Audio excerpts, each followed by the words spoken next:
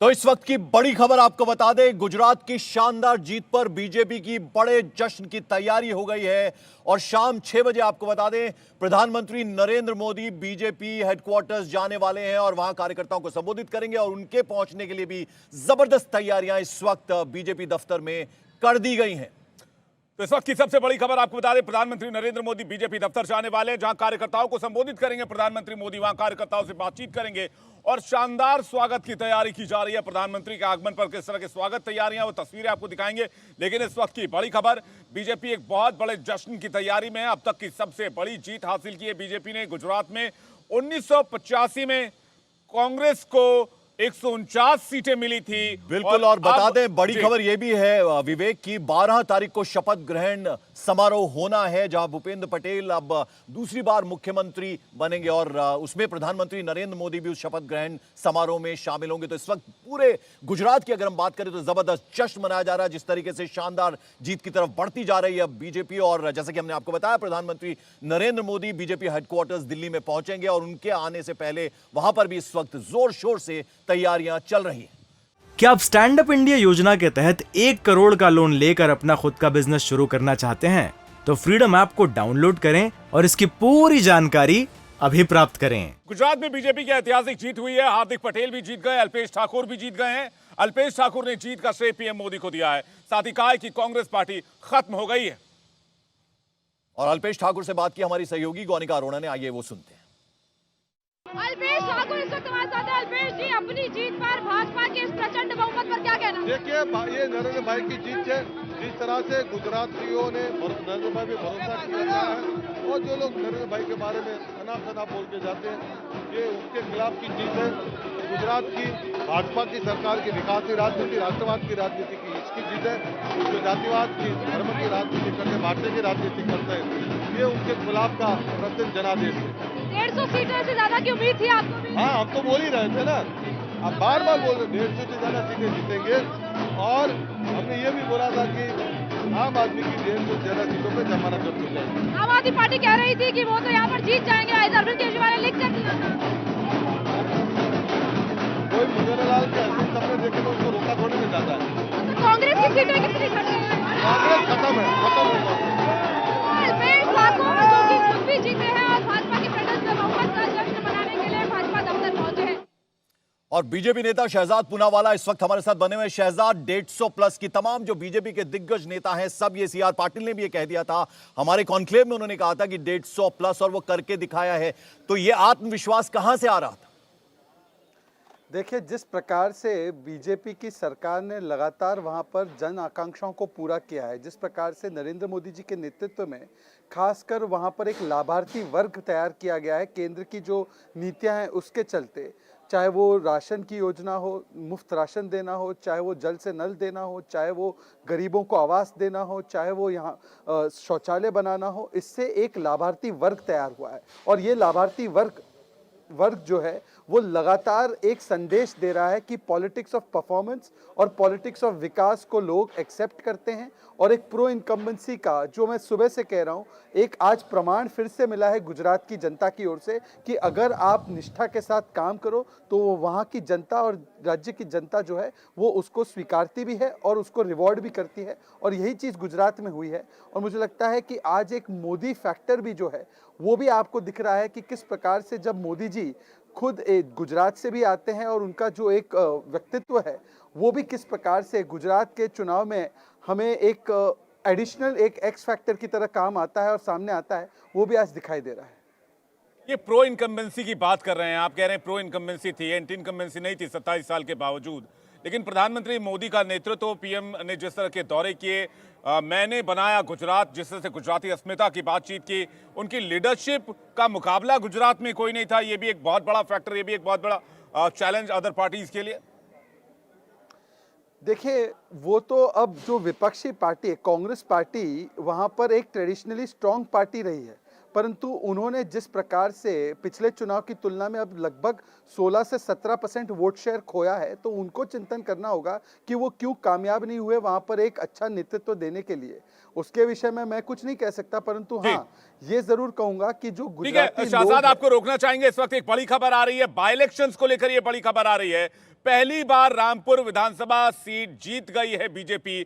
BJP के आकाश सक्सेना रामपुर से जीत गए हैं। यूपी का बाय इलेक्शंस था ये, रामपुर में, जो कि समाजवादी पार्टी का गढ़ माना जाता है, रामपुर जो कि आजम खान का गढ़ माना जाता है, वहां पर बहुत बड़ी विक्ट्री है। बिल्कुल, ये बहुत बड़ी विक्ट्री इसलिए भी है क्योंकि आजम खान की अगर हम बात करें, उनका एक तरह से गढ़ माना जाता है, और वहां पर अगर बीजेपी के प्रत्याशी जीते हैं तो उस तरह से यह प्रत्याशित जीत है और शानदार जीत यहां पर एक तरह से अर्जित की है बीजेपी ने। और यह बाय इलेक्शन था, जैसा कि आपको मालूम है, तो यहां विधानसभा सीट पर बीजेपी के कैंडिडेट आकाश सक्सेना जीते हैं। तो रामपुर से यह बड़ी खबर और एक बेहद अच्छी खबर बीजेपी के लिए आ रही है। विवेक, बिल्कुल, शाहजाद हमारे साथ लगातार बने। शाहजाद, एक अच्छी खबर रामपुर से भी आ गई, इसके लिए आपको बधाई। लेकिन ये चुनौती बड़ी थी क्योंकि एक तो ये आजम खान का गढ़, समाजवादी पार्टी का गढ़, और मुस्लिम बहुल सीट ये जहां पर बीजेपी ने जीत हासिल की है। ये सबका साथ, सबका विकास, सबका विश्वास वाले मंत्र को आगे बढ़ाने वाली सीट ये रामपुर। शाहजाद, देखिए, इससे पहले भी समाजवादी पार्टी के कई किले जो है वो ढाए गए हैं, और अब तो क्योंकि मुलायम सिंह यादव जी हमारे साथ नहीं रहे, एक सिंपैथी फैक्टर और सिंपैथी वेव भी था, पर उसके बावजूद भी जिस प्रकार से रामपुर में ये जीत हासिल हुई है, तो निश्चित रूप से ये दिखाता है कि किस प्रकार से वहाँ की जनता का भी, उत्तर प्रदेश की सरकार जो निरंतर वहाँ पर प्रयास कर रही है योगी आदित्यनाथ जी के नेतृत्व में, उसका एक प्रभाव दिखाई दे रहा है। और देखिए, लार्जर एक मैसेज जो निकल कर आ रहा है वो यही है कि भारतीय जनता पार्टी की सरकारें डिलीवर करती है, और वो डिलीवर करती है परफॉर्मेंस और विकास के आधार पर, और वो उसका आपको जनता आशीर्वाद भी हमें देती है। और गुजरात से सबसे बड़े जो एक निष्कर्ष है वो यही निकल कर आया कि 27 वर्ष के बाद भी अगर सबसे प्रचंड बहुमत से, देखिए कांग्रेस को भी एक बार बहुत अच्छी सीटें मिली थी, 149 सीट्स मिली थी, पर वो कास्ट बेस्ड एक पॉलिटिक्स। और शहजाद, ऐसे में चैलेंज आपको लगता नहीं बहुत बढ़ जाता है? एक्सपेक्टेशंस जनता की बहुत बढ़ जाती हैं अब, चूंकि इतनी शानदार जीत आपको वहां की जनता ने, वहां की आवाम ने दी है गुजरात की, तो ऐसे में अब चैलेंजेस बहुत ज्यादा बढ़ जाएंगे। देखिए, ये बात तो पिछली बार भी की गई थी, उससे पहले भी की गई थी, परंतु जब भी एक्सपेक्टेशंस हाई होती है तब भारतीय जनता पार्टी उन एक्सपेक्टेशंस पर और भी ज़्यादा खरी उतरती है। ये एक ट्रैक रिकॉर्ड बना है, और यही ट्रैक रिकॉर्ड, गुजरात का जो ट्रैक रिकॉर्ड है, गुजरात मॉडल का जो ट्रैक रिकॉर्ड है, वो आज सामने निकल कर आया है। गुजरात को किस प्रकार से एक विकसित राज्य बनाकर, किस प्रकार से उसकी अर्थव्यवस्था जो है सबसे one of the fastest growing economies, किस प्रकार से वहाँ पर एफडीआई जो है 5 सालों में से 4 साल नंबर 1 एफडीआई पर रहा है, एक्सपोर्ट्स पे नंबर 1 रहा है। तो इस प्रकार से गुजरात को विकसित करने में जो भारतीय जनता पार्टी की सरकार सफल रही है, इसको आगे बढ़ाने का काम करेगी। ठीक है शाहजाद, ये तो गुजरात की बात हुई। एक सवाल मैं हिमाचल को लेकर भी लेना चाहूंगा। प्रो इनकम्बेंसी आपका हिमाचल में क्यों नहीं काम आया, वो वहां एंटी इनकम्बेंसी में क्यों तब्दील हो जाता है? देखिए, हिमाचल में एक ट्रेडिशनल एक पॉलिटिक्स रही है कि हर 5 साल में सरकारें बदलती है। इस ऐतिहासिक सच का सामना हम लोग कर रहे थे, परंतु अगर आप विश्लेषण करेंगे तो हम केवल 1% वोट पीछे रह गए, केवल 1% वोट। कहीं ऐसी सीटें, 10 सीटें हैं जिसमें डिफीट का मार्जिन या हारने का मार्जिन लगभग 1000 वोट से कम है। तो मुझे लगता है कि एक तरफ देखिए, कांग्रेस पार्टी जब हारती है गुजरात में तो 16 से 17% वोट शेयर उसका कम हो चुका है, कितनी सीटें उसकी घटी है। और दूसरी तरफ भारतीय जनता पार्टी, मान लीजिए हिमाचल में जिस प्रकार से हम हारे हैं, हम स्वीकारते हैं विनम्रता से, परंतु केवल 1% के मार्जिन से हारे हैं।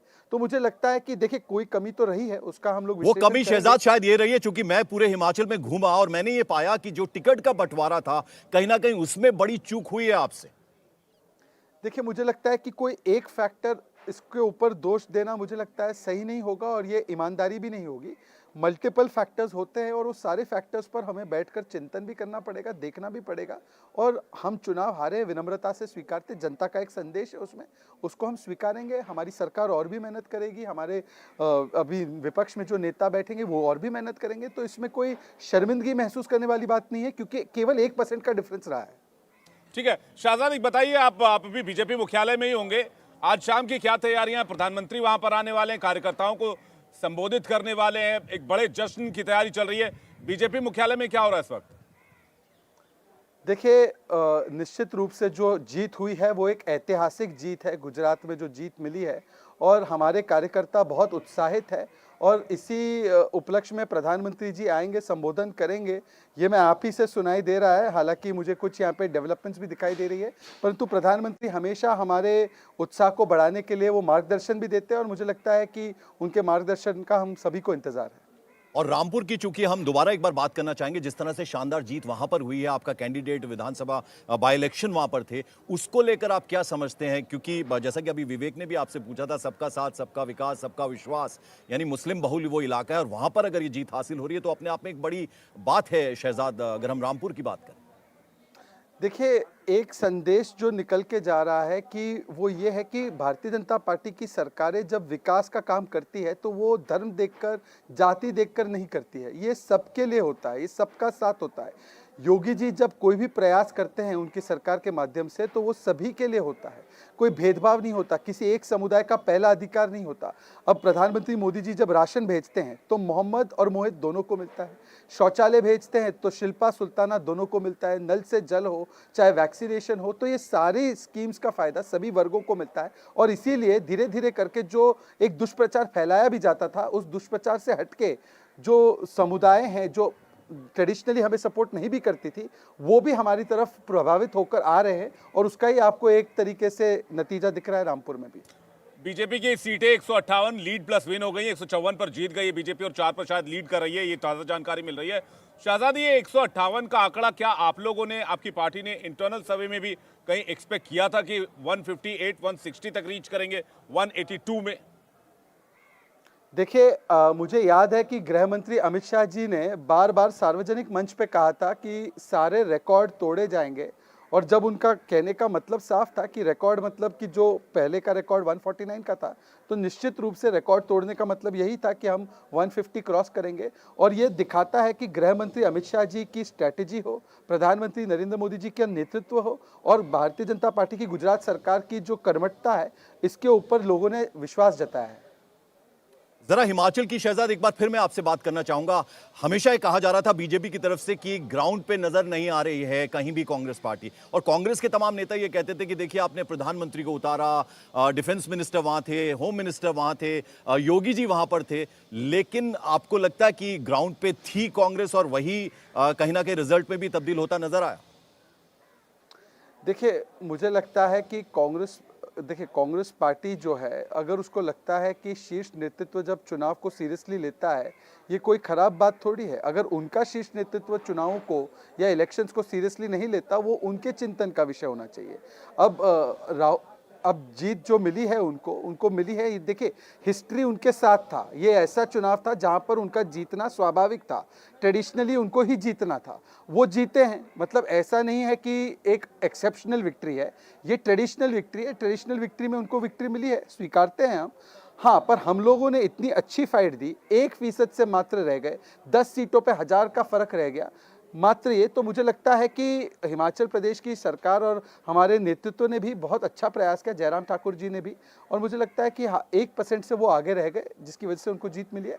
हम स्वीकारते हैं इस बात को।